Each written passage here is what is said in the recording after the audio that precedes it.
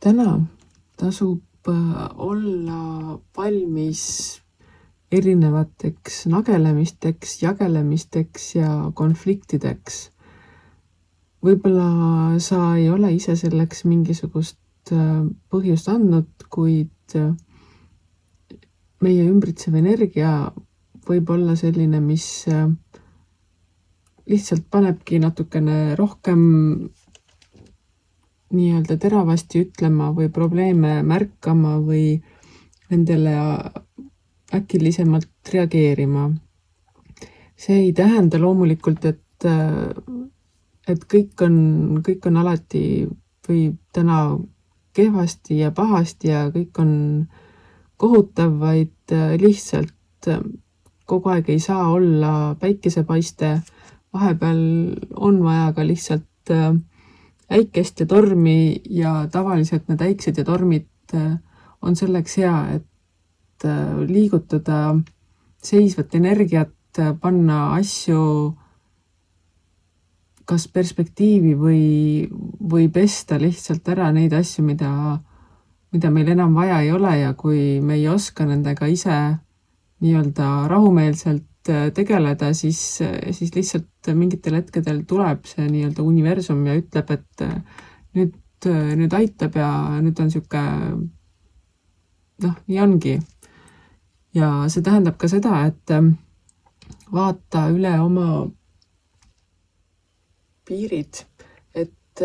kuhu maani sa lased teistel ennast lükata, kuhu maani sa lased teistel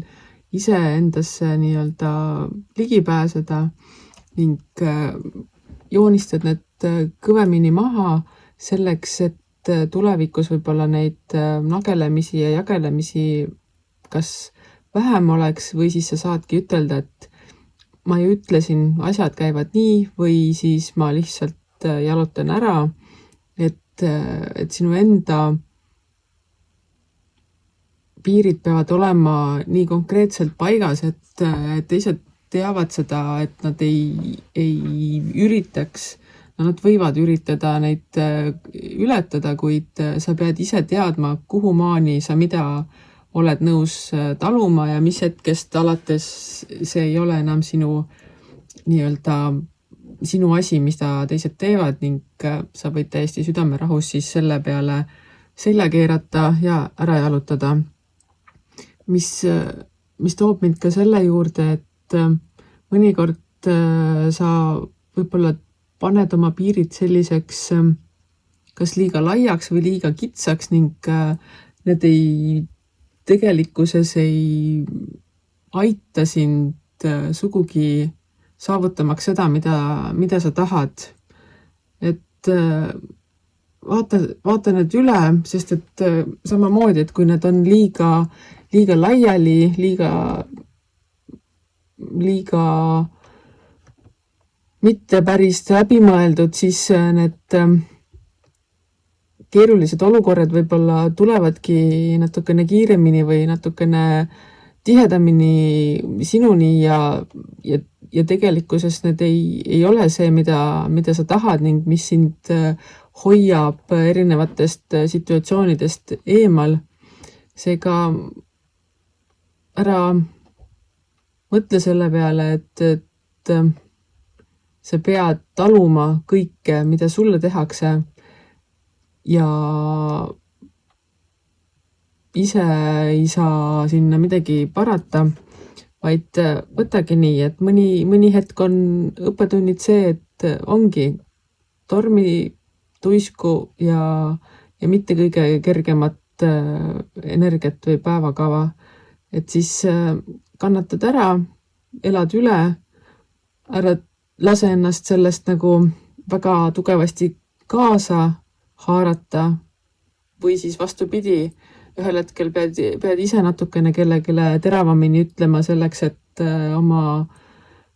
piire paigas hoida ning ega siis midagi, hoia oma piirid, ole valmis selleks, et energiad on natukene äkilisemad, võidakse öelda pahasti, võib-olla sa ise kogemata ütled kellegile pahasti, aga et sa siis tead, et kui sa ise kellegile liiga teed, siis tuleb pärast vabandust paluda ning kui teised sulle liiga teevad, siis märgi oma piirid maha, anna teada ja sealt edasi.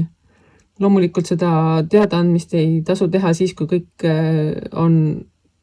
tigedas või ärritunud meeleolus, selle peale mõtle natukene või